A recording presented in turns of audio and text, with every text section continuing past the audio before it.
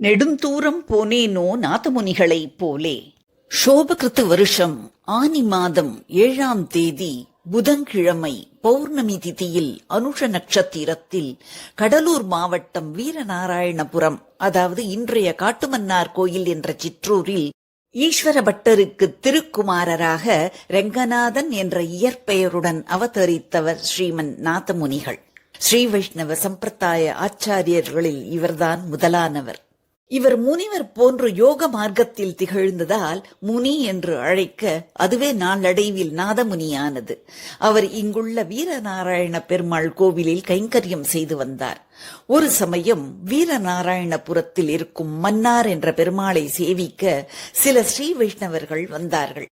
அவர்கள் பெருமாளை சேவிக்கும் பொழுது ஆறாவமுதே அடியேனுடலம் என்று தொடங்கி குருகூர் சடகோபன் குழலின் மலியச் சொன்ன 1010 என்று முடியும் 10 பாசுரங்களை சேவித்தனர்.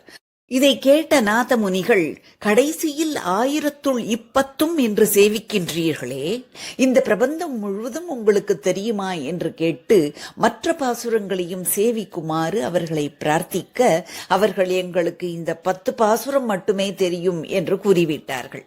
அன்று முதல் நாதமுனிகளுக்கு திருவாய்மொழி 1000ஐயும் பெற வேண்டும் என்ற ஆவல் குடிகொண்டது. ஆர்வத்தால் உந்தப்பட்ட நாதமுனிகள் பாசுரத்தில் குருகூர் என்று இருந்ததால் குருகூரை, அதாவது ஆழ்வார் திருநகரியை தேடிச் சென்றார். அங்கும் யாருக்கும் ஒன்றும் தெரியாததால் மதுரகவி வம்சத்தில் வந்த வயதானவர் ஒருவர் திருக்கோலூரில் இருப்பதைக் கண்டு அவரை விசாரிக்க அங்கு சென்றார். அங்கு அவரை கேட்டபொழுது மதுரகவி ஆழ்வாரின் கண்ணினுன் சிறுத்தாம்பு பாசுரங்களை குருகூர் திருப்புளிய மரத்தடியில் சேவை சாதிக்கும் நம்மாழ்வார் முன் 12,000 முறை அனுஷ்டித்தால் ஆழ்வார் பிரத்யக்ஷமாவார் என்றார். உடனே நாதமுனிகள் அங்கு சென்று பக்தியுடன் நம்மாழ்வார் முன் 12,000 முறை அதை சேவிக்க இவருடைய வைராகியத்தில் நெகிழ்ந்த ஆழ்வார் பிரத்யக்ஷமாகி அவரது பாசுரங்களுடன் மற்ற ஆழ்வார்கள் அருளிய பாசுரங்களையும் சேர்த்து அருளினார். அது மட்டுமன்றி நாதமுனிகளுக்கு ஆழ்வார் பொலிக பொலிக பொலிக போயிற்று வல்லுயிர் சாபம் நலியும் நரகமும் நைந்த நமனுக்கு இங்கு யாதொன்றும் இல்லை கலியும் கெடும் கண்டுகொள்மீன் கடல் வண்ணன் பூத்தங்கள் மண்மேல் மலியப் புகுந்து இசை பாடி ஆடி உழிதிரக் கண்டோம் கண்டோம் கண்டோம் கண்டோம் கண்ணுக்கினியன கண்டோம் என்ற திருவாய்மொழி பாசுரங்களை சேவிக்கும் பொழுது இவை பின்னாளில் அவதரிக்கப் போகும் பவிஷ்யதாச்சாரியார் ராமானுஜர் அவதரிப்பதை கொண்டாடும் பாசுரங்கள் என்று அருளினார். பெருவியப்பும் உவகையும் அடைந்த நாதமுனிகள் ஆழ்வாரிடம் பவிஷ்யதாச்சாரியார் விக்கிரகம் பிரசாதிக்கும்படி வேண்டிப் பெற்று தன்னுடன் அந்த விக்கிரகத்தையும் 4000 பாசுரங்களையும் காட்டுமன்னார் கோயிலுக்கு எடுத்துச் சென்று அங்கு தினமும் திருவாராதனம் செய்து வந்தார். பிறகு அந்த 4000 பாசுரங்களையும் 1000 தொகுத்து அதை இசையுடனும் தாளத்துடனும் சேவிக்க மேலையகத்தாழ்வான் கீழையகத்தாழ்வான் என்ற தனது மருமான்களுக்கு கற்பித்தார். இவர்களின் வழித்தோன்றல்களே இன்றைய அரையர் சுவாமிகள். ஸ்ரீமன் நாதமுனிகள் இல்லையேல் இன்று 4000 திவ்ய பிரபந்தம் நமக்கு கிடைத்திருக்க வாய்ப்பே இல்லை. சாதாரண மனிதர்களுக்கும் புரியும் மனுஷகானம் தவிர தேவகானத்திலும் விற்பன்னர் நாதமுனிகள். அக்காலத்தில் ஒரு நாள் கங்கை கொண்ட சோழபுரத்தை தலைநகராக கொண்டு ஆண்டு வந்த சோழ மன்னரின் அரசவையில் மனுஷகானம் பாடும் ஒரு பெண்ணும் தேவகானம் பாடும் ஒரு பெண்ணும் ராஜா மற்றும் வித்வான்கள் முன்னிலையில் தங்கள் கானங்களை பாடினர். அவர்களுக்கு தேவகானத்தின் மேன்மை தெரியாததால் மனுஷகானம் பாடியவளை கொண்டாடி அவளுக்கு பொன்னும் மணியும் பரிசும் கொடுத்து தேவகானம் பாடியவளை நிராகரித்தனர். அவள் மிகுந்த சோகத்துடன் தேவர்கள் அறியும் கானத்தை இவர்கள் புரிந்து கொள்ளவில்லையே என்று திவ்ய தேசங்களுக்கு சென்று தேவகானம் பாடிக்கொண்டு வந்தார். காட்டுமன்னார் கோயிலுக்கு வந்தாள். அங்கு அவள் பாடிய பொழுது அங்கிருந்த நாதமுனிகள் அதை உகந்து கொண்டாடி பெருமாளின் தீர்த்த பிரசாதமும் திருப்பரிவட்டமும் பிரசாதித்து அருளினார். அந்த பெண் மீண்டும் அரசவை சென்று ராஜாவிடம் தேவகானம் அறிந்த நாதமுனிகளை அழைத்து வந்து கேட்குமாறு வேண்டினாள். ராஜாவும் நாதமுனிகளை தகுந்த மரியாதையுடன் அவைக்கு அழைத்து வந்து தேவகானம் பற்றி விளக்குமாறு வேண்டினார்.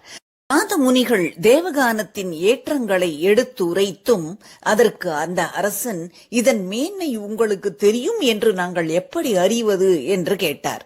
நாதமுனிகள் 4000 தாளங்களை ஒரு சேர இசைக்கச் சொல்லி ஒவ்வொரு தாளமும் என்ன எடை என்பதை உடனே சொன்னார்.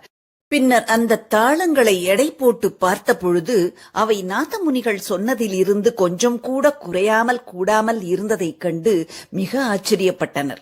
ராஜா சுவாமிகளின் திருவடிகளில் தண்டம் சமர்ப்பித்து பொன்னும் பொருளும் வழங்கினார். இதில் எவற்றிலும் பற்றற்ற நாதமுனிகள் அவற்றை ஏற்காமல் ராஜாவை ஆசீர்வதித்து வீரநாராயணபுரம் திரும்பினார்.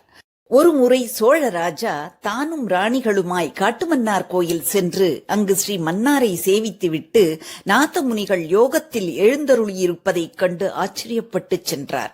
யோகம் கலைந்தெழுந்த நாதமுனிகள் இதை அறிந்து அவர்களை ஸ்ரீ கிருஷ்ணனும் கோபியருமாக நினைத்து அவர்கள் பின்னே கங்கை கொண்ட சோழபுரத்திற்கு புறப்பட்டு சென்று விட்டார். இதை கண்டு திகைத்த உய்யக் கொண்டார், குருகை காவலப்பன் உள்ளிட்ட சீடர்கள் அவரிடம் தேவரீர் இப்படி செய்யலாமோ என்று கேட்க, திருவுடை மன்னரை காணின் திருமாலை கண்டேனே என்ற உணர்வில் இருந்த நாதமுனிகள் ஸ்ரீ கிருஷ்ணரும் பெண்டுகளுமாக நினைத்து அவர்களுடனே வந்தேன் என்று அருளிச் செய்தார். தனது 93வது வயதில் நாதமுனிகள் பரமபதம் அடைந்த விதம் அதி அற்புதமானது. அவர் ஒரு நாள் பெருமாள் கோயிலுக்கு சென்று இருந்த பொழுது வேட்டையாடுவதற்கு வந்த வேடர்கள் சிலர் அவர் திருமாளிகையில் அவர் இருக்கிறாரா என்று விசாரித்தனர். நாதமுனிகள் அவர் திருமாளிகைக்கு திரும்பி வந்தவுடன் அவரிடம் 2 வில்லாளிகளும் ஒரு இளமங்கையும் ஒரு குரங்குடன் வந்ததை சொன்னார்கள். அதை கேள்வியுற்ற நாதமுனிகள் சீதாராம லக்ஷ்மணர்களே அனுமனோடு தம்மை கடாட்சிக்க வந்ததாக எண்ணி அவர்களை சேவிக்கும் பாக்கியத்தை இழந்தோமே என்று அழுது புலம்பி அவர்கள் சென்ற வழியே விசாரித்துக் கொண்டு ஓடினார். ஓடிய வழியில் ஓரிடத்தில் சீதை சூடியிருந்த பூக்கள் விழுந்திருந்தன. அந்த இடம்தான் இன்று பூவிழுந்தநல்லூர் கிராமம். மேலும் அந்த திசையில் ஓடிய பொழுது எதிரில் வந்தோரிடம் அடையாளம் சொல்லி கண்டீர்களோ என்று கேட்டார். அவர்கள் கண்டோம் என்றனர். அந்த இடமே இன்றைய கண்டமங்கலம். இன்னும் சிறிது தூரம் சென்றவுடன் குரங்கின் பாதச் சுவடுகள் நிலத்தில் தெரிந்தன. அந்த இடம் குறுங்குடி. குரங்கடி மருவி குறுங்குடி ஆயிற்று.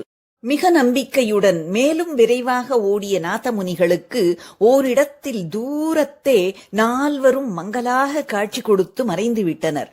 மூர்ச்சை அடைந்து விழுந்த நாதமுனிகள் தன் மனத்துக்கினிய சீதாராமர்களை சேவிக்க இயலவில்லையே என்ற ஏக்கத்திலேயே அவர்கள் திருவடி அடைந்து விட்டார். பள்ளமான அந்த இடத்தில் விழுந்து அவர் முக்தி அடைந்ததால் அந்த இடம் சொர்க்க பள்ளம் என்றாயிற்று. கிராம வழக்கில் சொர்க்கம் என்பது வைகுண்டம் என்ற பொருளில் இன்றளவும் சொல்லப்பட்டு வருகிறது. காட்டுமன்னார் கோவிலிலிருந்து ஜெயங்கொண்டான் செல்லும் வழியில் 12 கிலோமீட்டர் தொலைவில் இந்த சொர்க்கப்பள்ளம் உள்ளது. பகவத் தியானத்தில் எப்பொழுதும் ஆழ்ந்து பக்திக்கு கடலானவரும் அளப்பரிய ஞானம் பரம வைராகியம் ஆகியவை நிறைந்தவருமான நாதமுனிகளைப் போல் பெருமாளை தேடி நெடுந்தூரம் செல்லவில்லையே. கடவுளின் உணர்விலேயே திளைத்து அவன் அடி அடையும் பேற்றையும் நான் பெறவில்லையே என்று தன்னைத்தானே நொந்து கொண்டு அதனால்தான் இந்த ஊரை விட்டு போகிறேன் என்கிறாள் திருக்கோளூர் பெண் பிள்ளை. To watch more videos, subscribe பட்டனையும் பெல் பட்டனையும் பிரஸ் செய்து கொள்ளுங்கள்.